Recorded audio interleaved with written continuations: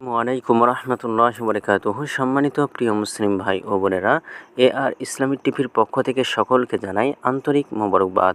আশা করি সকলে ভালো আছেন। আমি আলহামদুলিল্লাহ আল্লাহর রহমতে ভালো আছি।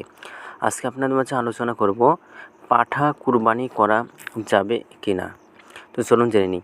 কোরআনে আল্লাহ কুরবানি করতে বলেছেন বাহিমাতুল আনআম বা হিংস্র নয় এমন গৃহপালিত চতুষ্পদ জন্তু। আল্লাহ তাআলা বলেন, ওয়ালি কুল্লি উম্মাতিন জাআলনা মানসাকান লিয়াযকুরু ইসমাল্লাহি আলা মা রাযাকাকুম মিন বাহিমাতিল আনআম ফা ইলাহুকুম ইলাহু ওয়াহিদ ফালাহু আসলিমু ওয়া বাশশিরিল মুখবিতিন। আমি প্রত্যেক জাতির জন্য কুরবানির নিয়ম করে দিয়েছি।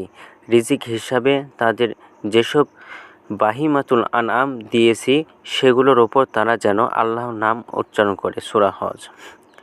তাই খাওয়া হালাল এমন যে কোনো পশু দিয়ে কুরবানি করা যায় না।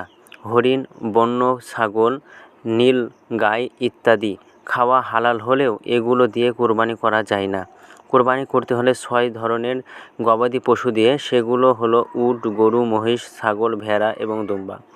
পাঠা বা প্রজন্ম ক্ষমতা সম্পূর্ণ পুরুষ ছাগল কুরবানি করা যায়। এটাও বাহিমাতুল আনআম বা অহিংসা গৃহপালিত পশুসমূহের অন্তর্ভুক্ত। খাসি অর্থাৎ জন্মের পর অন্ডকোষ অপসারণ করা হয়েছে এমন পুরুষ ছাগলও কুরবানি করা যায়। হাদিসে এসেছে, নবী করিম সাল্লাল্লাহু আলাইহি সাল্লাম খাসি কুরবানি করেছিলেন। জাবের ইবনে আবদুল্লাহ রাদিয়াল্লাহু তাআলা আনহু বলেন, আল্লাহ রাসূল সাল্লাল্লাহু আলাইহি সাল্লামের নিকট 2টি মোটা তাজা সাদা কালো শিংওয়ালা খাসি আনা হলে তিনি 2টির একটি কুরবানি করলেন। সুনান ইবনে মাজাহ। উট, গরু, মহিষ এবং এই 3 পশু কুরবানিতে সর্বোচ্চ 7 জন শরীক হতে পারে। অর্থাৎ 1 জন, 2 জন, 3 জন থেকে শুরু করে সর্বোচ্চ 7 জন ব্যক্তির পক্ষ থেকে একটি পশু কুরবানি যথেষ্ট হতে পারে। সেক্ষেত্রে 7 জন এ পশু কেনায় সমান শরীক হবে এবং সমানভাবে গোশত ভাগ করে নেবে। পাঠা, খাসি, ভেড়া, দুম্বা ইত্যাদি পশু একজনের পক্ষ থেকে কুরবানি করা যায়। তো এর থেকে বুঝলাম যে পাঠা কুরবানি করা কিন্তু যাবে, হাদিসে বা আলেম ওলামাদের থেকে জানা গেল। তো ভিডিওটি ভালো লাগলে অবশ্যই চ্যানেলটি সাবস্ক্রাইব করে পাশে থাকবেন। ধন্যবাদ সকলকে।